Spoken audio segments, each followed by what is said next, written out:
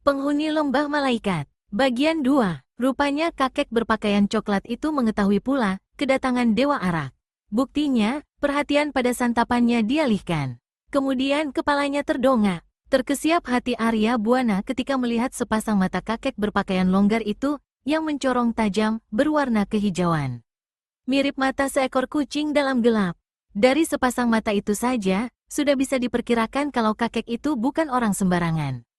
Dia adalah tokoh yang memiliki kepandaian tinggi. Sorot mata yang tajam mencorong itu telah membuktikannya. Tapi hanya sesaat saja dua pasang mata yang sama-sama tajam mencorong itu bertemu. Karena, Arya Buana telah beranjak menuju sebuah meja kosong. Sedangkan kakek berpakaian coklat itu telah disibukkan kembali oleh makanannya. Akan pesan apa? Dan, tanya seorang kakek kecil kurus berjenggot panjang sopan. Rupanya dia pemilik kedai itu. Arak seguci besar dan ayam panggang, sebut Arya Buana. Kakek kecil kurus itu melangkah ke dalam untuk mempersiapkan pesanan Dewa Arak. Sambil duduk menanti pesanannya, Arya Buana mengedarkan pandangan berkeliling. Tapi, kembali pandangannya tertumbuk pada sepasang mata yang mencorong tajam dari kakek berpakaian coklat. Anehnya, begitu pandangan mereka bertemu, kakek berpakaian coklat longgar itu menundukkan kepala. Rupanya, dia tidak ingin diketahui kalau tengah memperhatikan Arya Buana. Tentu saja sikap kakek itu membuat Arya Buana merasa curiga, dan seketika itu pula sikapnya berubah waspada. Pemuda berambut putih keperakan itu yakin, kakek berpakaian coklat itu memperhatikannya. Perasaan curiga yang timbul membuat Arya Buana diam-diam memperhatikan kakek itu pula. Arya Buana terpaksa mengalihkan perhatian ketika pemilik kedai itu telah kembali sambil membawa pesanannya. Pemuda berpakaian ungu itu menunggu sampai kakek berjenggot panjang itu meletakkan pesanan di mejanya. Apakah nama desa ini, Ki? Tanya Arya Buana sambil meraih salah satu guci arak, dan menuangkan isinya ke dalam sebuah gelas bambu. Desa Jambul, jawab kakek kecil kurus itu.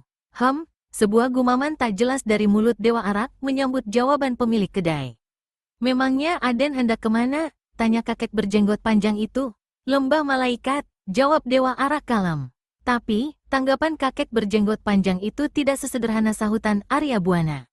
Lembah Malaikat, pemilik kedai itu bertanya dengan suara bergetar. Nada suara, maupun raut wajahnya menunjukkan kegelisahan hebat. Benar, Ki, kenapa? Pemuda berpakaian ungu itu balas bertanya ketika melihat keterkejutan kakek kecil kurus.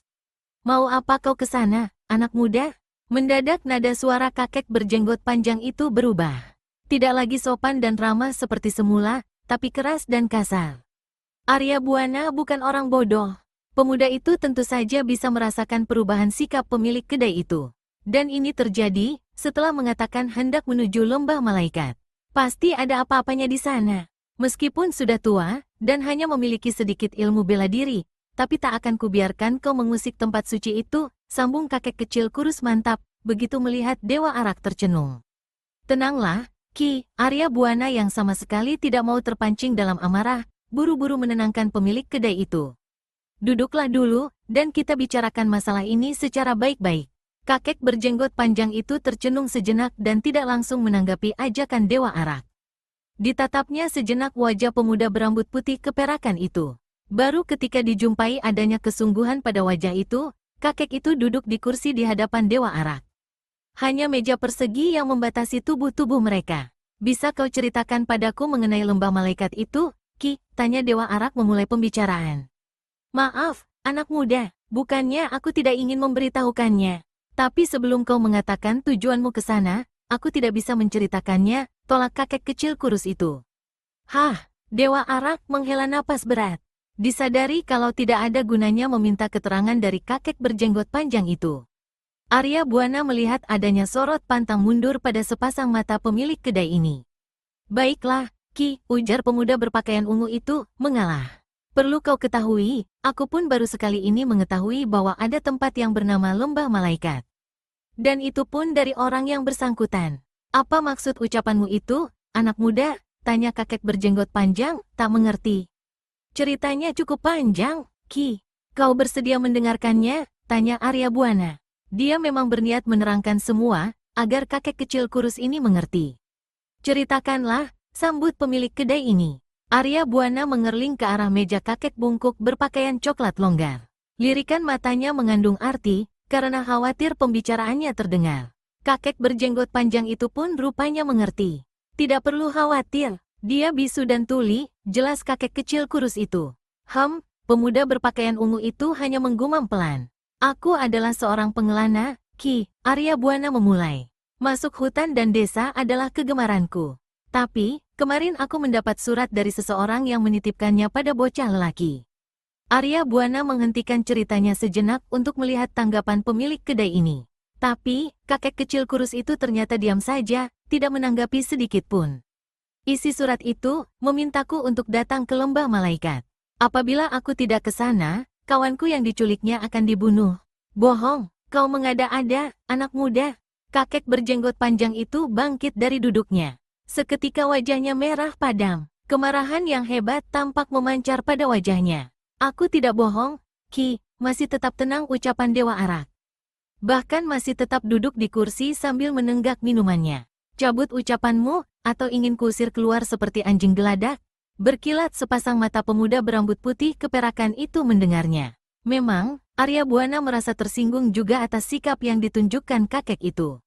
Maka, perlahan-lahan dia bangkit dari duduknya. Aku tidak akan mencabut ucapanku. Malah, aku akan mengobrak-abrik lembah malaikat. Akan kuhancurkan tempat itu kalau sampai terjadi apa-apa dengan kekasihku. Keras sekali ucapan Dewa Arak karena disertai amarah yang meluap-luap. Kekhawatiran akan nasib Melatilah yang menyebabkannya bersikap demikian. Saat hatinya benar-benar cemas memikirkan nasib kekasihnya, malah dimaki-maki. Siapa yang tidak kesal? Padahal, dia telah berusaha keras berbicara baik-baik. Setelah mengeluarkan ancaman demikian, Arya Buana duduk kembali di kursinya. Kemudian guci arak perak di punggung dijumputnya, dan diletakkan di atas meja. Baru setelah itu, arak pesanan dituangkan ke guci peraknya yang hanya tinggal sedikit isinya. Dan kini guci arak itu disampirkan kembali di punggungnya. Ini bayarannya, Ki, kata Arya Buana sambil meletakkan uang pembayaran makanan dan minuman itu di atas meja, kemudian bangkit berdiri dan berjalan keluar. Anak muda, tunggu. Terpaksa Dewa Arak menghentikan langkahnya begitu mendengar panggilan kakek kecil kurus. Belum juga kepalanya menoleh. Kakek itu telah bergerak cepat menghampiri. Benarkah semua yang kau katakan tadi? Sebenarnya, teman atau kekasihmu orang yang diculik itu? Tanya kakek pemilik kedai ini. Kali ini suara kakek kecil kurus itu tidak keras seperti sebelumnya, tapi sudah mulai melunak. Ucapan keras Dewa Arak tadi memang telah membuatnya bersikap demikian. Tambahan lagi, dia melihat adanya nada kesungguhan dalam ucapan pemuda berambut putih keperakan itu.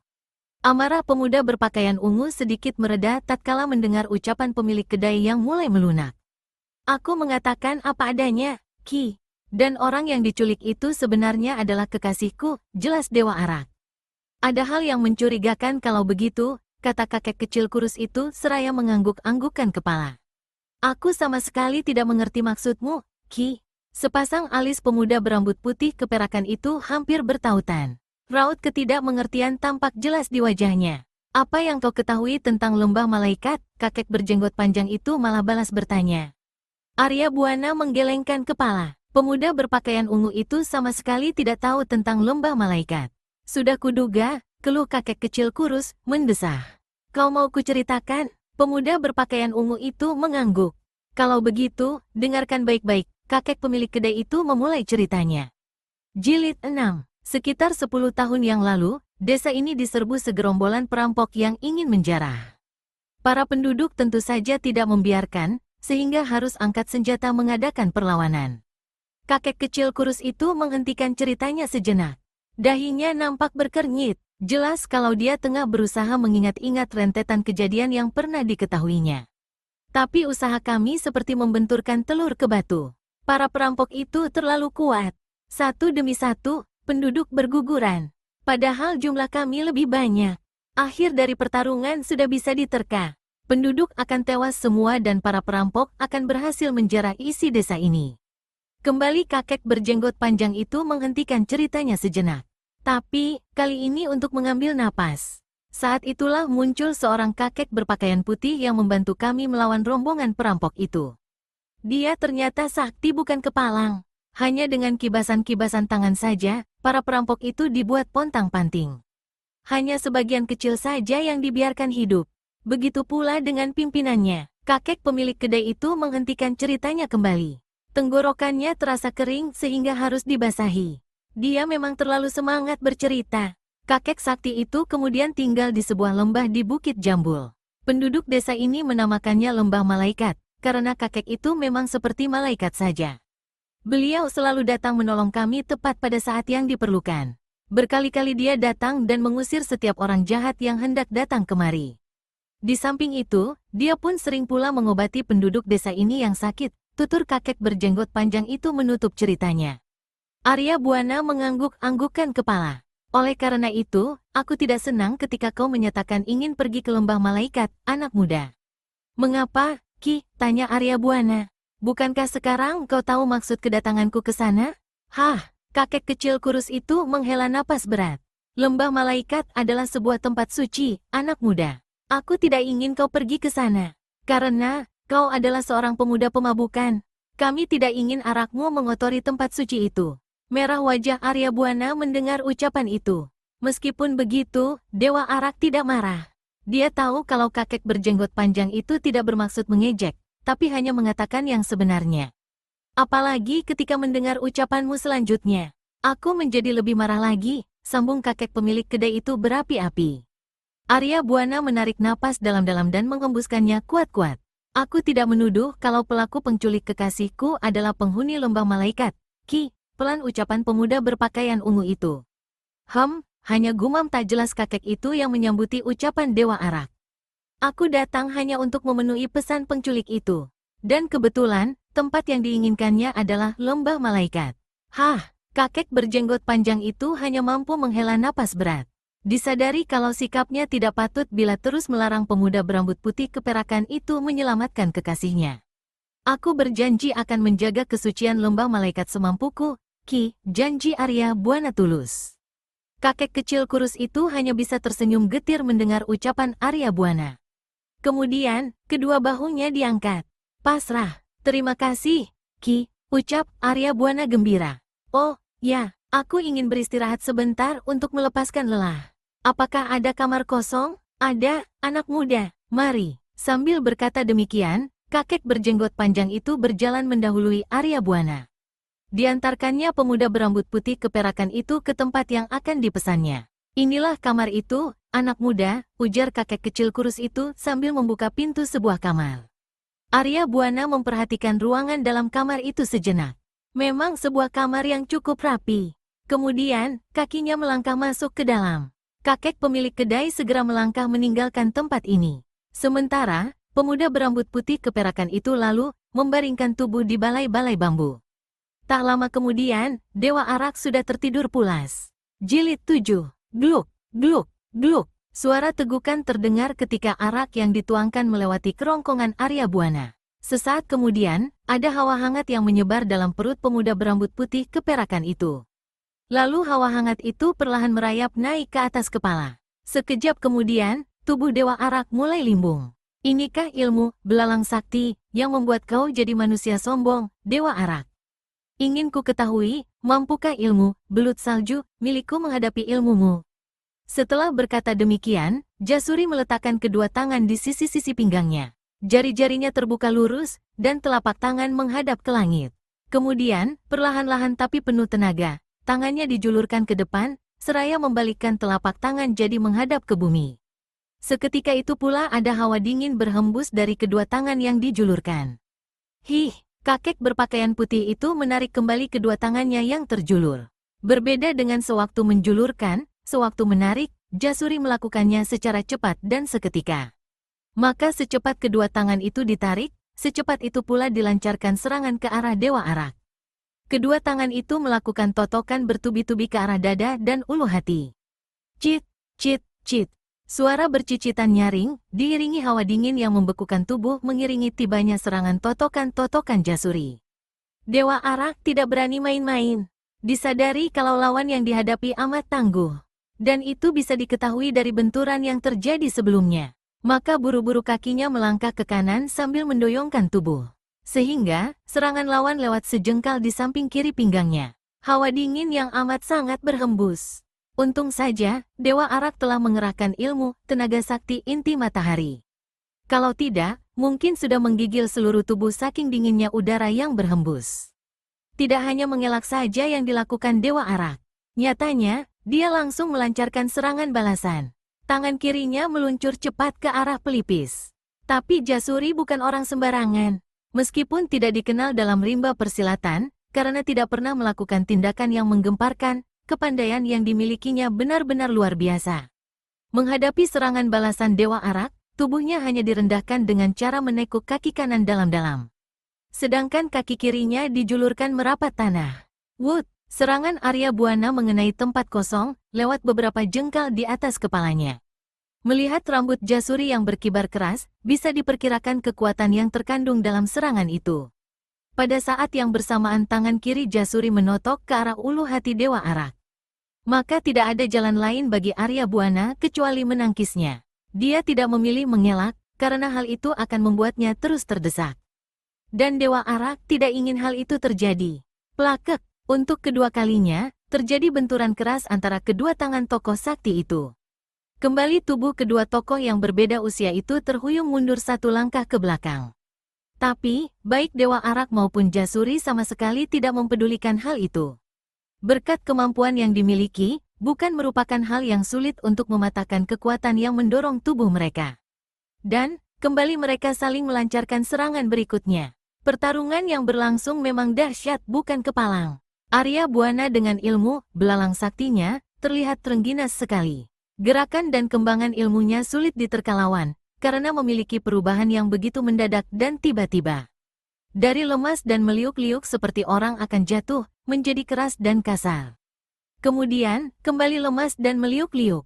Begitu seterusnya, tapi bukan hanya ilmu Dewa Arak saja yang bersifat demikian. Jasuri pun memiliki ilmu yang memiliki sifat serupa. Dengan ilmu, belut saljunya, gerakannya pun meliuk-liuk. Lalu secara tak terduga-duga, meluncur cepat ke arah sasaran. Gerakannya mengingatkan orang pada ular. Semua itu masih ditambah lagi dengan keistimewaan ilmu masing-masing. Arya Buana dengan ilmu, belalang saktinya mengeluarkan hawa panas menyengat saat tangan atau kakinya bergerak. Sedangkan ilmu, belut salju, milik Jasuri mengeluarkan hawa dingin yang membekukan tubuh. Akibatnya bisa diduga. Dalam jarak tak kurang 10 tombak dari arena pertarungan, berhembus angin panas menyengat dan hawa dingin yang membekukan kulit silih berganti. Berkali-kali terdengar suara seperti ada besi panas yang direndam dalam air dingin, setiap kali terjadi benturan antara tangan-tangan Dewa Arak dengan Jasuri. Palguna yang telah bisa memperkirakan kedahsyatan pertarungan yang terjadi, sudah sejak tadi menjauh dari arena pertarungan. Diperhatikannya pertarungan itu dalam jarak 12 tombak dari arena. Pertarungan antara Dewa Arak dan Jasuri memang menggiriskan hati. Daun-daun pohon yang terlanda angin pukulan Arya Buana kontan layu. Sementara daun-daun pohon yang terkena hawa serangan Jasuri, kontan berembun. Bukan hanya itu saja, keadaan kancah pertarungan sudah tidak karuan lagi. Seolah-olah, tempat itu telah dibajak oleh belasan ekor kerbau. Tanah terbongkar, dan pohon-pohon bertumbangan. Itu pun masih ditambah debu yang mengepul tinggi. Belum lagi suara mencicit dan menderu yang mengiringi setiap serangan Arya Buana atau Jasuri. 100 jurus telah berlalu, tapi sampai selama itu, tak nampak tanda-tanda yang akan keluar sebagai pemenang.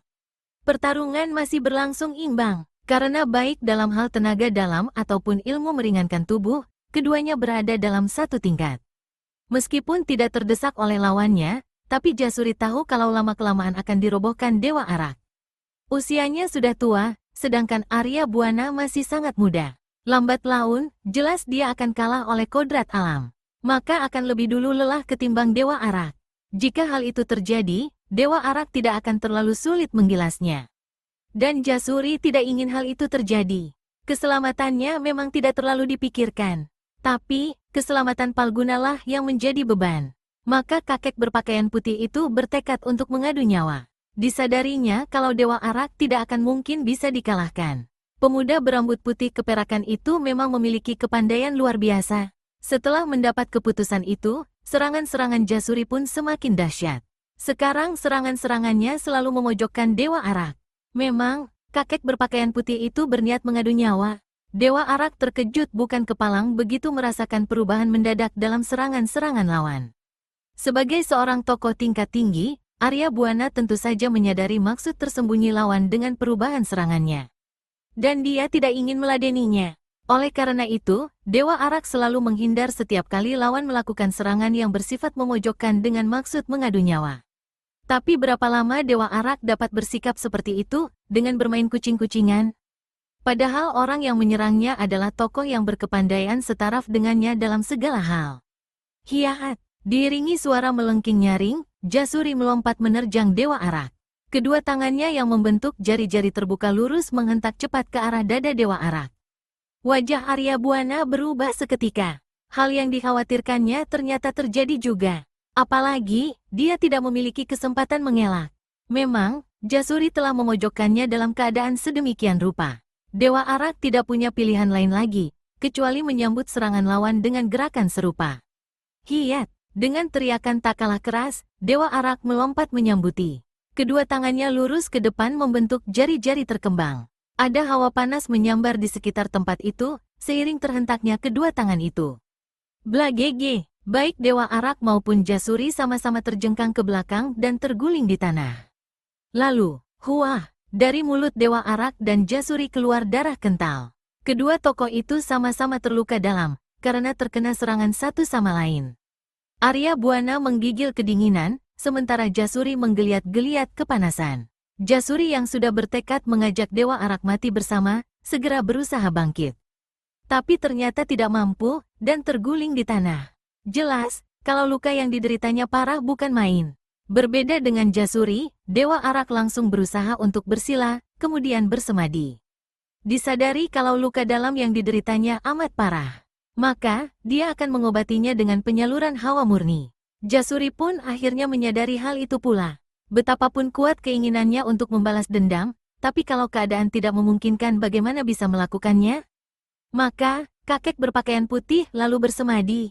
Memang akibat benturan tenaga dalam secara langsung itu hebat sekali. Baik Dewa Arak maupun Jasuri sama-sama menderita luka dalam karena kuatnya tenaga dalam satu sama lain. Palguna terkekeh. Meskipun tidak memiliki tingkat kepandaian seperti Dewa Arak atau Jasuri, tapi dia pun mengerti kejadian yang diderita Dewa Arak dan gurunya. Maka dengan senyum keji menghias mulut, dihampirinya Dewa Arak yang tengah bersemadi untuk memulihkan luka dalamnya. Hahaha, kini saat kematianmu telah tiba, Dewa Arak, kata pemuda berpakaian mewah itu sambil tertawa bergelak. Dewa Arak sama sekali tidak merasa terkejut, karena sudah menduga kalau Palguna akan bertindak licik. Kalau menuruti perasaan hati, ingin rasanya tubuh pemuda yang licik itu diterjangnya. Tapi apa dayanya, dia tengah menderita luka dalam. Jangankan menyerang, untuk bangkit berdiri pun sulit. Maka yang dapat dilakukannya hanyalah memandang semua yang akan dilakukan Palguna dengan sepasang mata terbelalak. Berlainan dengan Dewa Arak yang tidak merasa kaget dengan apa yang akan dilakukan Palguna, Jasuri justru kaget bukan kepalang. Palguna, apa yang akan kau lakukan? Tanya kakek berpakaian putih itu setengah membentak. Terpaksa semadinya ditunda, membalas dendam pada orang yang telah membunuh kakak kandungku, guru, kalem saja jawaban Palguna. Mumpung dia tidak berdaya, tidak malukah kau, Palguna, membunuh lawan yang tidak berdaya? Kelakuanmu seperti seorang pengecut, tegas Jasuri dengan suara semakin tinggi, dan sepasang mata semakin membelalak. Palguna hanya tersenyum saja. Sama sekali tidak disambuti ucapan keheranan gurunya itu. Dewa Arak yang juga jadi menunda semadinya, mengernyitkan dahi begitu mendengar ucapan Jasuri. Sekali lihat saja, dia tahu kalau kakek berpakaian putih itu benar-benar tidak menyukai tindakan yang akan dilakukan Palguna. Serentetan perasaan tidak enak melanda hati pemuda berambut putih keperakan ini. Jangan-jangan Palguna telah mengadu domba antara dirinya dengan Jasuri untuk mengeruk keuntungan? Perasaan penasaran ini membuat Arya Buana berminat mengungkapnya. Mengapa mesti malu, Ki? Kata Dewa Arak pelan tapi terdengar jelas. Jangankan terhadapku, pada seorang wanita saja, dia berlaku licik. Dengan cara curang, dia telah menawan kekasihku dan menyuruhku datang ke tempat ini. Kalau aku tidak mau datang, kekasihku akan dibunuh. Tapi apa yang ku dengar dari mulutnya, membuatku jadi marah besar, Ki. Kekasihku yang ditahan telah diperkosanya. Ah, seruan keterkejutan terdengar dari mulut Jasuri. Wajahnya tampak berubah-ubah, sebentar pucat, dan sebentar merah. Benarkah semua ucapan Dewa Arak itu, Palguna? Palguna hanya tersenyum mengejek tersungging di bibirnya untuk mengiyakan pertanyaan itu. Manusia terkutuk, maki Jasuri keras seraya berusaha bangkit dari duduk bersilanya. Sudah bisa diduga maksudnya, dia hendak menyerang Palguna, tapi baru juga kedua kakinya berdiri, tubuhnya langsung terjungkal roboh. Darah segar memancur deras dari mulutnya. Rupanya, kakek berpakaian putih ini terhitung orang yang keras hati. Dengan bertelekan pada kedua tangan, dia berusaha bangkit dari telungkupnya. Beberapa saat lamanya, kedua tangan itu mengejang dan bergetar. Kemudian, akhirnya tubuh itu roboh di tanah. Jasuri tidak mampu untuk bangkit lagi. Ki, seru Dewa Arak terkejut. Ada nada kekhawatiran dalam suaranya. Hahaha, Palguna tertawa bergelak. Palguna, manusia iblis, kau boleh membunuhku, karena aku adalah pembunuh kakakmu. Tapi gurumu itu harus kau tolong kalau tidak akan tewas, teriak Dewa Arak. Apa peduliku dengan nasib tua bangka itu, sergah Palguna keras. Dia pun sama sekali tidak pernah peduli pada sakit hatiku karena kematian kakakku di tanganmu, Dewa Arak. Di waktu aku menyatakan hasrat untuk membalas dendam padamu, dia malah melarangku. Katanya, kakakku memang bersalah. Guru macam apa itu? Jangankan untuk membantu, merestui kepergianku saja tidak. Dia boleh mampus bersama-sama denganmu. Benarkah semua yang kau katakan itu? Dan Palguna, terdengar sebuah suara serak menyelak pembicaraan, ketika Palguna menghentikan ucapannya. Palguna, Dewa Arak, dan Jasuri mengalihkan pandangan ke arah asal suara. Tampak seorang kakek bertubuh bungkuk, berpakaian lusuh, dan berwajah buruk berdiri tak jauh dari mereka. Arya Buana mengernyitkan dahi karena memang tidak mengenal kakek berwajah buruk itu. Tapi alisnya mengernyit dalam memperhatikan kakek bungkuk berwajah buruk.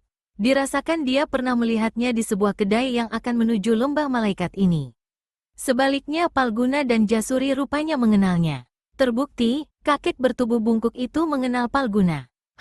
Ki Pancar. Apa maksud ucapanmu, Ki? Tanya Palguna dengan sikap waspada. Karena, Ki Pancar adalah salah seorang dari dua pelayan tempat tinggal Jasuri. Hehehe, tenang, Den, aku berada di pihakmu. Percayalah, kau boleh puaskan hatimu pada Dewa Arak. Dan aku akan mengurus Jasuri. Hampir 10 tahun aku menanti kesempatan untuk membalas sakit hati ini. Seperti juga kau, muridku pun mati terbunuh. Tapi bukan oleh Dewa Arak, melainkan oleh Jasuri. Siapa muridmu itu, Ki? Tanya Palguna dengan perasaan curiga yang masih bergelora. Pemuda berpakaian mewah itu tidak begitu bodoh dengan langsung percaya begitu saja pada semua keterangan yang diberikan kakek bertubuh bungkuk itu. Kepala rampok yang akan menghancurkan desa Jambul. Jilid 8. Apa? Sepasang mata Palguna terbelalak lebar karena rasa tidak percaya yang begitu besar. Sudah lama aku menantikan saat-saat seperti ini, dan, kata Ki Pancar. Dan apabila mencoba menghalangiku, kau pun akan menerima akibat yang sama. Menyingkirlah, dan, kau urus saja Dewa Arak. Biar aku yang mengurus Jasuri. Palguna melihat adanya kesungguhan dalam ucapan dan sikap Ki Pancar. Maka, dia pun bergerak menyingkir memberi jalan pada kakek bertubuh bungkuk itu untuk mendekati Jasuri. Walaupun begitu, pemuda berpakaian mewah itu bukan orang bodoh. Dia tidak langsung percaya, walau telah melihat semua kesungguhan itu. Sepasang matanya memperhatikan semua gerak-gerik kakek berwajah buruk itu. Jasuri, sekarang tiba saatnya bagiku untuk membalas dendam atas kematian muridku. Tapi sebelum kakek bertubuh bungkuk itu sempat berbuat sesuatu, melesat sesosok bayangan abu-abu ke arahnya. Langsung dilancarkannya serangan bertubi-tubi ke arah leher kakek itu. Ki Pancar terperanjat melihat hal ini. Terpaksa urusannya dengan Jasuri ditunda. Buru-buru tubuhnya dilempar ke belakang dan bergulingan menjauh. Ternyata bukan hanya kakek bertubuh bungkuk itu saja yang melempar tubuh ke belakang dan bergulingan di tanah. Palguna pun demikian pula. Rupanya, seperti juga Ki Pancar, pemuda berpakaian mewah itu juga mendapat serangan mendadak. Hanya saja bukan sosok bayangan abu-abu, melainkan sosok bayangan putih. Begitu Ki Pancar dan Palguna bangkit berdiri, di hadapan kedua calon korban mereka telah berdiri sosok penyerang itu. Baik Palguna maupun Ki Pancar rupanya mengenal penyerang masing-masing. Berdiri membelakangi Dewa Arak, tampak seorang gadis cantik jelita berpakaian putih dan berambut panjang. Siapa lagi kalau bukan Melati? Sedangkan yang berdiri membelakangi Jasuri adalah seorang perempuan tua bertubuh sedang. Dia mengenakan pakaian abu-abu, kulit wajahnya belum berkeriput, meskipun semua rambutnya yang panjang telah memutih. Palguna menatap wajah Melati dan nenek berpakaian abu-abu silih berganti. Raut keterkejutan tampak di wajahnya yang tampan, karena melihat kedatangan Melati yang bisa berbarengan dengan nenek berwajah segar itu. "Kau, bagaimana bisa lolos?" tanya Palguna. Sorot mata pemuda itu memancarkan kebingungan melihat Melati bisa berdiri di situ. Bukankah gadis berpakaian putih itu telah ditotoknya setelah disembunyikan di salah satu gua di lembah malaikat? "Aku yang menyelamatkannya," dan nenek berpakaian abu-abu yang menyahuti. "Jadi, kau rupanya Nyi Pari? Berani benar menentang tindakanku? Kau tidak ingat siapa dirimu? Kau hanya pelayan, dan aku adalah tuanmu," tandas pemuda berpakaian mewah penuh rasa geram. "Tapi sekarang kau bukan lagi tuanku, Palguna," tandas nenek berwajah segar yang ternyata bernama Nyi Pari. "Kau menjadi tuanku, karena kau sebagai murid Ki Jasuri. Dialah tuanku yang sebenarnya. Sekarang karena kau hendak membunuh tuanku, aku terpaksa menentangmu." Palguna menarik napas dalam-dalam dan mengembuskannya kuat-kuat. Perasaan gelisahlah yang menyebabkannya bersikap demikian. Dia tahu keadaan kini telah berbalik. Semula menguntungkan pihaknya, tapi kini tak lagi. Melati adalah seorang lawan yang tangguh. Belum lagi Nyi Pari, mampukah Ki Pancar menandingi nenek yang telah mewarisi hampir seluruh kepandaian Jasuri? Sementara, Ki Pancar baru datang belum 10 tahun. Belajar ilmu silat dari Jasuri pun belum sampai 5 tahun. Itu pun tak penuh. "Bagaimana kau bisa menemukan tempat persembunyian gadis itu, Nyi Pari?" tanya Palguna setelah kebingungan beberapa saat lamanya. Hai, Nyi Pari tertawa terkikih. Sama sekali tidak buru-buru disahutinya pertanyaan pemuda berpakaian mewah itu. Dia terus saja tertawa geli sambil menutup mulut. "Ternyata aku lebih cerdik darimu, Palguna. Kau tahu, akulah orang yang telah membuatmu tidak bisa tidur semalaman di dalam bangunan tempat kau menyimpan kereta kuda," jelas nenek berpakaian abu-abu itu setelah rasa gelinya hilang. Jadi, kau," terdengar ucapan gagap yang keluar dari mulut Palguna. "Aku mengikuti perjalananmu sejak kau keluar dari lembah malaikat, Palguna. Karena khawatir kau akan membalas dendam pada Dewa Arak. Jadi, tidak perlu heran kalau aku tahu semua sepak terjangmu di luar sana." Kini Palguna pun mengerti semuanya, tapi tidak bisa berpikir lebih lama lagi. Karena, Melati yang rupanya sangat mendendam padanya, tidak akan tahan lagi menahan kesabaran. Gadis berpakaian putih itu melompat menerjang Palguna. Dan dalam sekali serang saja, tanpa ragu-ragu sudah dikeluarkan ilmu andalannya. Cakar naga merah. Begitu tubuhnya telah berada di udara, dan dekat dengan Palguna, mendadak gadis berpakaian putih itu memutar tubuhnya sambil mengibaskan kaki. Inilah jurus naga merah menyabetkan ekor. Wut! Angin keras menderu tatkala kaki Melati menyambar cepat ke arah pelipis Palguna. Andai kata mengenai sasaran, kepala pemuda berpakaian mewah itu pasti akan pecah. Palguna tentu saja tahu kedahsyatan serangan itu. Maka tanpa membuang-buang waktu lagi, tubuhnya segera direndahkan. Sehingga, serangan itu lewat beberapa jengkal di atas kepalanya. Pada saat yang sama, tangan kirinya menyodok cepat ke arah perut diiringi suara mencicit nyaring. Tapi Melati memang sudah memperhitungkan hal itu. Maka tangan kanannya yang berbentuk cakar disampokkan ke bawah. Prat! Palguna meringis begitu jari-jari tangan Melati yang berbentuk cakar menghantam punggung tangannya. Kulit tangannya langsung terkelupas. Bahkan darah segar pun merembes keluar. Hup! Tepat saat Palguna melompat mundur, Melati mendaratkan kedua kakinya di tanah. Secepat kedua kakinya hinggap, secepat itu pula dilancarkan serangan susulan ke arah Palguna. Sesaat kemudian kedua anak muda itu sudah terlibat dalam pertarungan seru dan menarik. "Menyingkirlah dari situ, Nyi Pari. Sebelum perasaan sabarku hilang dan turun tangan membunuhmu." Sambil berkata demikian, Ki Pancar melangkah menghampiri Nyi Pari. Ada sorot ancaman dalam raut wajah dan suaranya. "Kaulah yang akan kulenyapkan, Pancar. Sudah sejak dulu aku merasa curiga padamu. Hanya karena Ki Jasuri terlalu baik hati, aku tidak mengutarakan kecurigaanku. Tapi, diam-diam aku selalu memperhatikan semua gerak-gerikmu. Dan ternyata, kecurigaanku benar. Hahaha, hebat permainan sandiwaraku, bukan?" sambut Ki Pancar sambil tertawa lebar. "Haemeha," Nyi Pari mendengus. "Jangan terlalu yakin, Pancar.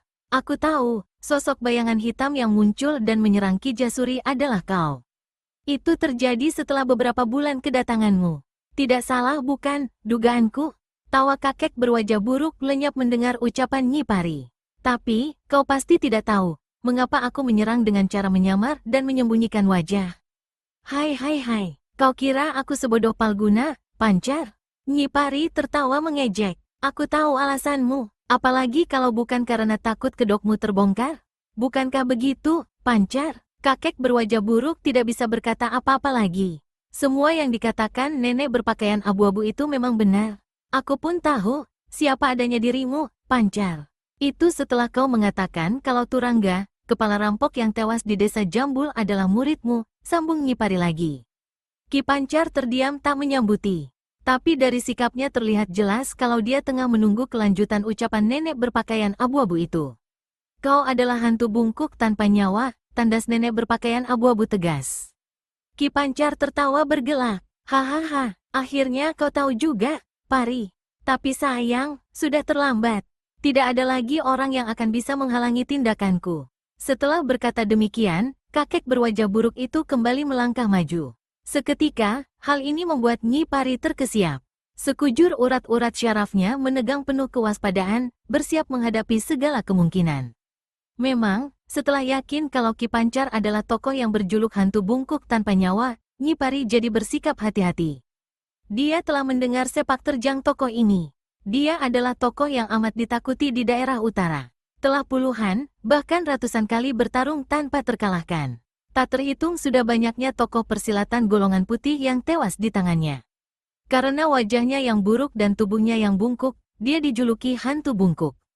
Dan karena tidak pernah ada orang yang mampu mengalahkannya, dia mendapat julukan tanpa nyawa. Telah belasan, bahkan mungkin lebih dari 20 tahun, hantu bungkuk tanpa nyawa bercokol di daerah utara tanpa ada seorang pun yang mampu menandinginya.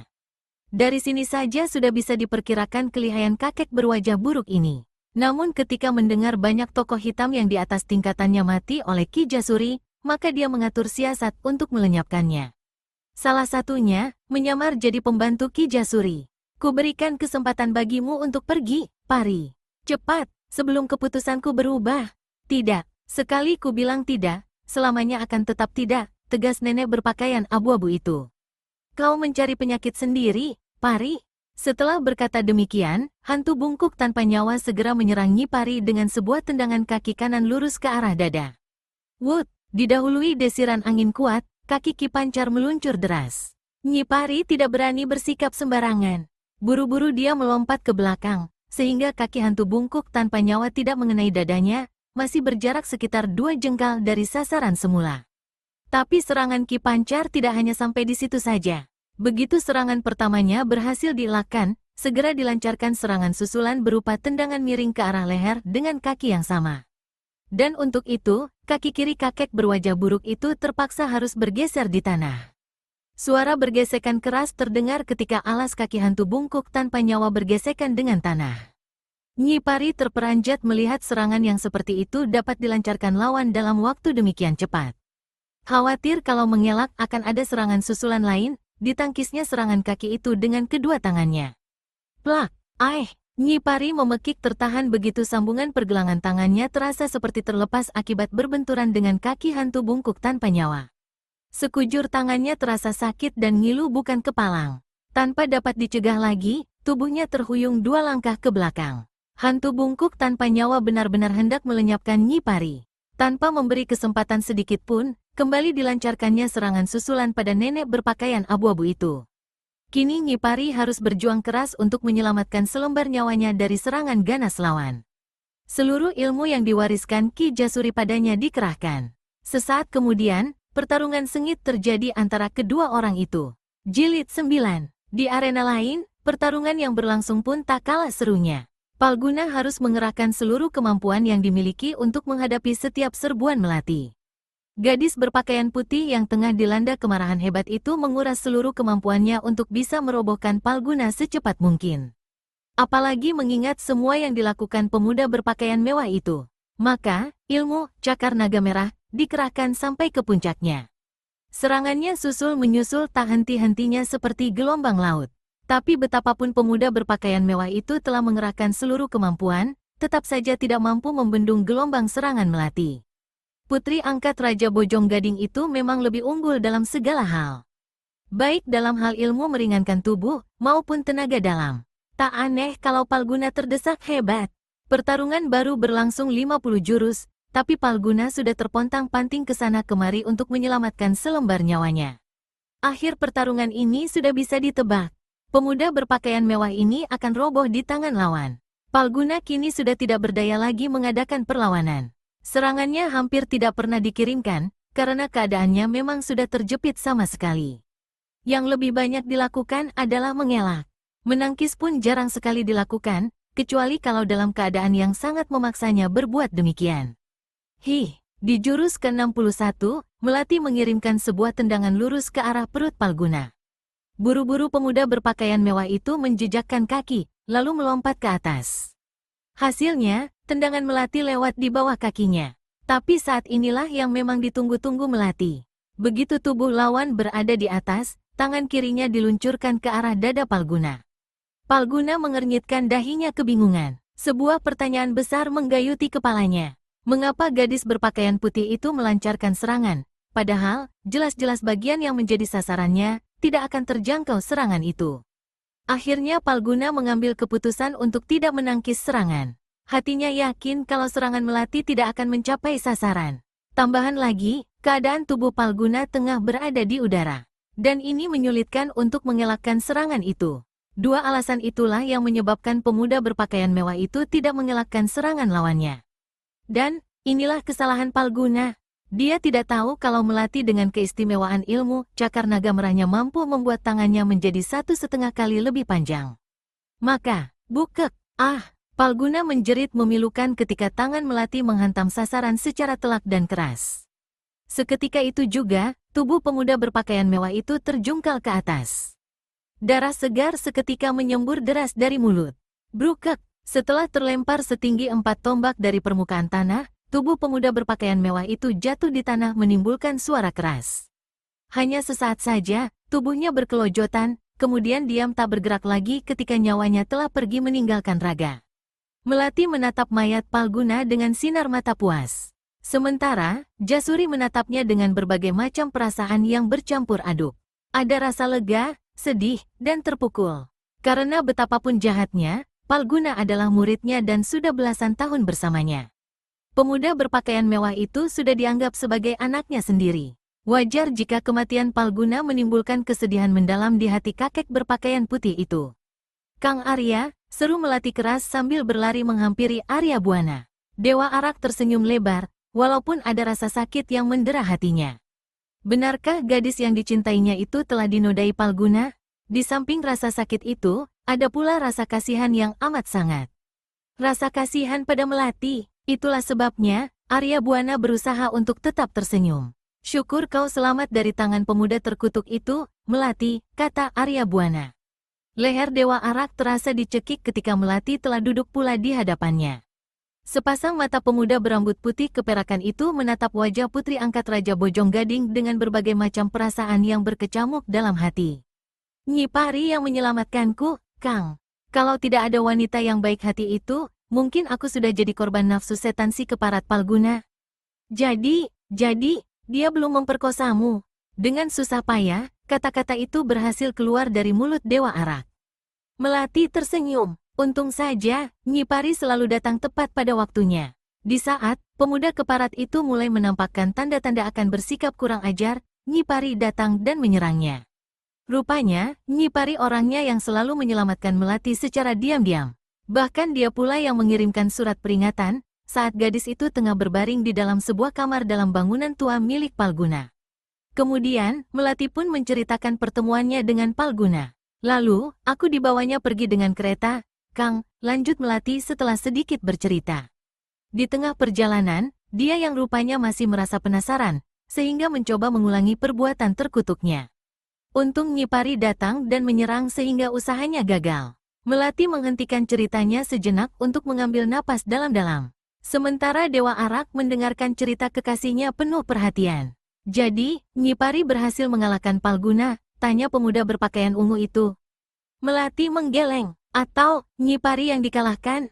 Dahi Arya Buana berkernyit. Tidak juga, Kang. Mereka bertarung hanya beberapa gebrakan saja. Nyi Pari tidak berani melawan Palguna, karena termasuk majikannya. Dia hanya menyerang di saat Palguna hendak berbuat tak senonoh padaku. Beberapa gebrak menyerang, kemudian kabur, jelas Melati. Arya Buana mengangguk-anggukkan kepala. Entah karena mengerti, atau karena alasan lain. Hanya dia sendiri yang tahu.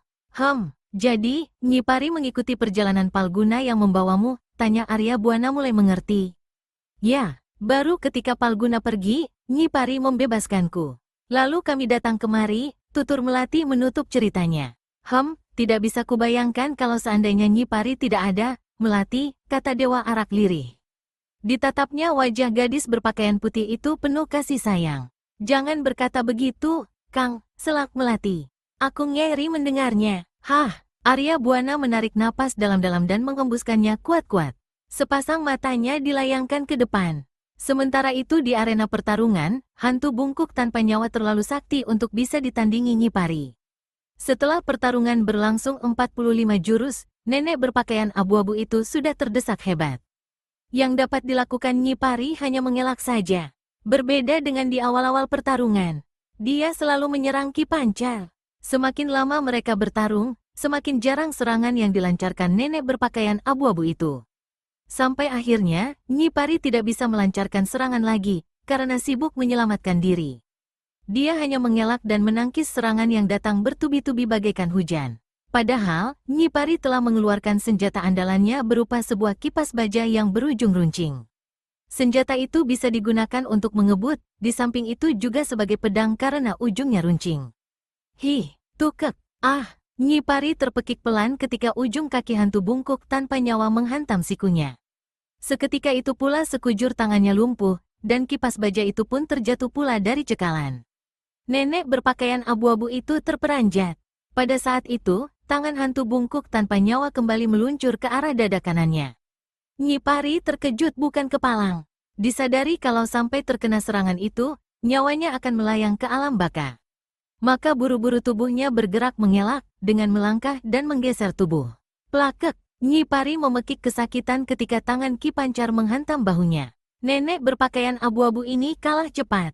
Maka meskipun telah mengelak, tetap saja serangan lawan mengenai tubuhnya. Untung saja, tidak mengenai sasaran yang diharapkan. Tapi meskipun begitu, tak urung tubuh Nyi Pari terhuyung-huyung. Darah segar memercik keluar dari mulut nenek berpakaian abu-abu itu. Dewa Arak yang saat itu memperhatikan pertarungan, langsung tersentak. Di saat itulah, Arya Buana memberitahukan pada Melati agar membantu Nyi Pari. Maka gadis berpakaian putih itu langsung menghentakkan kedua tangannya ke depan. Jari-jari tangannya terkembang membentuk cakar. Inilah jurus naga merah membuang mustika. Wus! Serentetan angin pukulan menyambar ke arah hantu bungkuk tanpa nyawa yang siap melancarkan serangan susulan ke arah Nyi Pari. Kakek berwajah buruk itu terperanjat begitu merasakan angin keras meluncur. Disadari kalau serangannya diteruskan, maka pukulan jarak jauh itu akan menghantam tubuhnya, sebelum serangannya sendiri bersarang di tubuh Nyi Pari. Terpaksa Ki Pancar membatalkan serangan, dan langsung melempar tubuhnya ke samping dan bergulingan di tanah menyelamatkan diri. Ketika hantu bungkuk tanpa nyawa ini bergerak bangkit dari bergulingan, Melati telah berada di depan Nyi Pari. Menyingkirlah, Nyi, ujar gadis berpakaian putih itu bernada perintah. Nyi Pari tidak berani membantah. Dia tahu, dirinya bukan tandingan hantu bungkuk tanpa nyawa yang lihai itu. Maka kakinya melangkah, menjauhi pertarungan. Tak lupa, tubuh majikannya diangkat, dan dibawa ke tempat aman. Nenek berwajah segar itu akan mengobati luka dalam majikannya. Tapi, tentu saja lukanya harus diobati terlebih dahulu. Sementara hantu bungkuk tanpa nyawa tahu, gadis yang berdiri di hadapannya ini tidak bisa disamakan dengan Nyi Pari. Terbukti, Melati telah berhasil membinasakan Palguna. Padahal, pemuda berpakaian mewah itu memiliki tingkat kepandaian tidak di bawah Nyi Pari. Maka tanpa ragu-ragu lagi, Ki Pancar segera menyerang Melati. Gadis berpakaian putih yang memang telah bersiap itu segera menyambutnya. Tak pelak lagi, pertarungan antara kedua orang tokoh sakti ini pun tidak bisa dihindari lagi. Meskipun yakin akan kepandaian Melati, tapi mengingat kelihayan kakek berwajah buruk itu, Dewa Arak merasa khawatir juga. Maka begitu melihat Melati mulai berhadapan dengan hantu bungkuk tanpa nyawa, dia pun bergegas kembali bersemadi. Arya Buana buru-buru ingin menyembuhkan luka dalam yang diderita, agar bisa segera membantu apabila diperlukan. Pertarungan antara Melati menghadapi hantu bungkuk tanpa nyawa memang berlangsung seru bukan kepalang. Kepandaian kedua orang itu ternyata berimbang. Baik Melati maupun Ki Pancar memiliki tenaga dalam dan ilmu meringankan tubuh yang setingkat. Tak heran meskipun pertarungan telah berlangsung lebih dari 70 jurus lamanya, tidak nampak ada tanda-tanda yang akan keluar sebagai pemenang. Pertarungan masih terlihat seru dan seimbang. Keparat, hantu bungkuk tanpa nyawa menggertakkan gigi.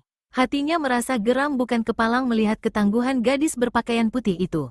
Perasaan geram yang timbul akibat dari rasa malu dan terhina, karena gadis berpakaian putih itu sanggup mengimbanginya.